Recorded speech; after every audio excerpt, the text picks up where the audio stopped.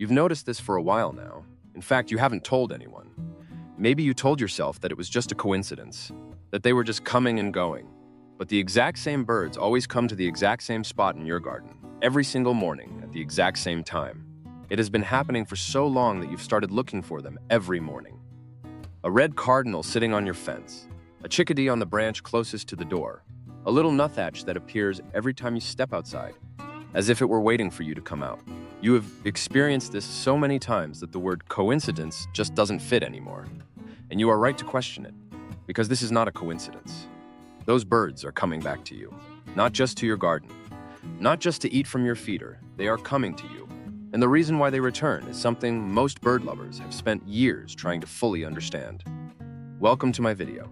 If you are new to my channel, don't forget to subscribe before you keep watching, because what you are about to learn will completely change the way you look at the birds in your garden. Today, I am going to tell you why the exact same bird keeps coming back to your garden, what it thinks about you, or what it is trying to tell you.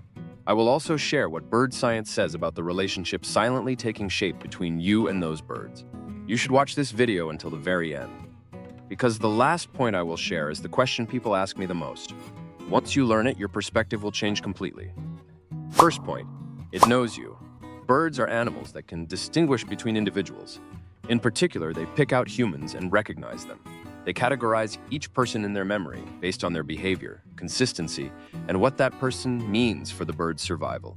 Research on American crows at the University of Washington, along with supporting studies on small songbirds by the Cornell Lab of Ornithology, shows that many common garden birds develop what scientists call a cognitive social map.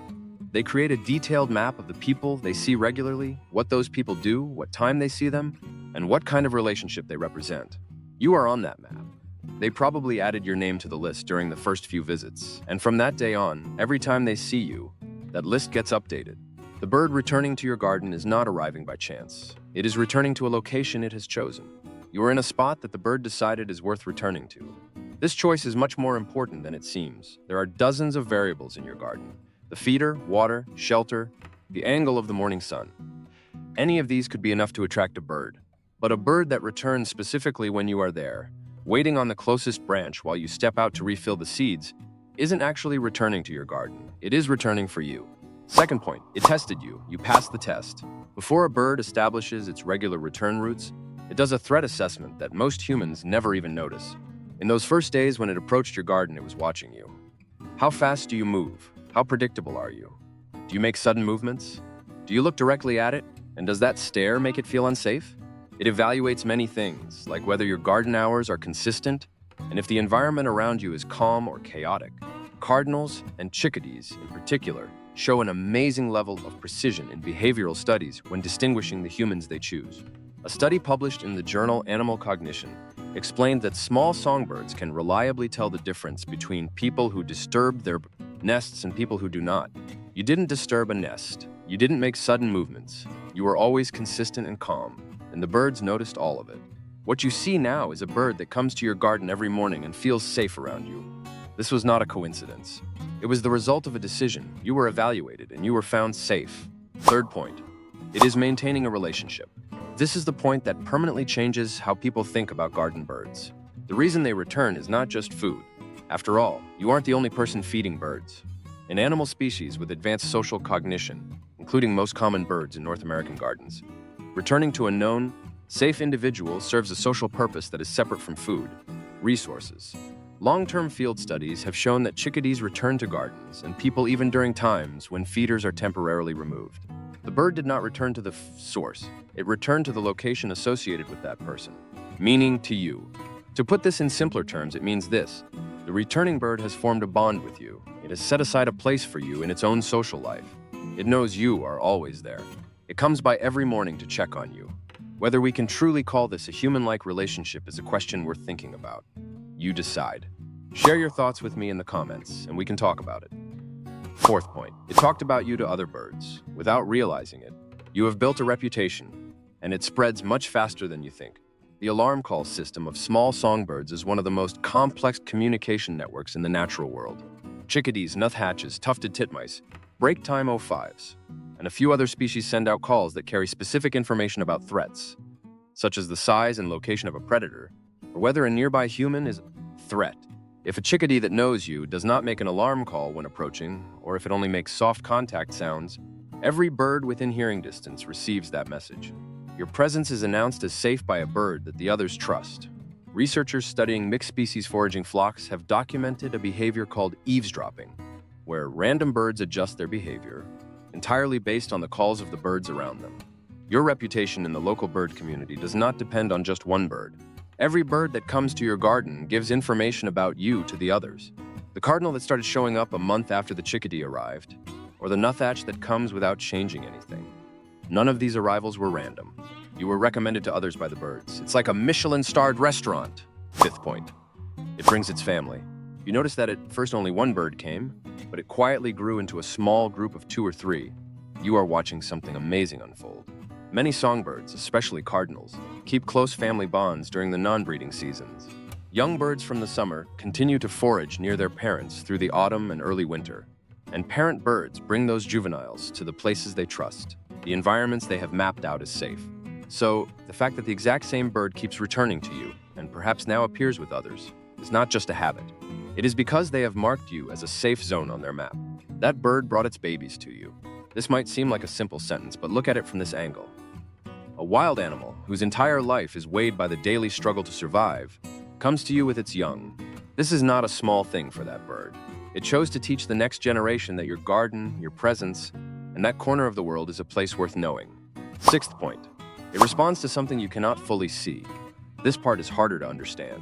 However, the data points to it consistently enough that researchers have started taking it seriously and documenting it.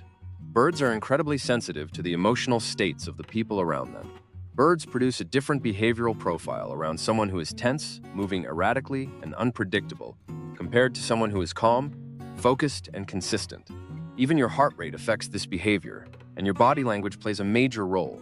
What a person feels and who they are is sensed by animals whose threat detection systems are finely tuned.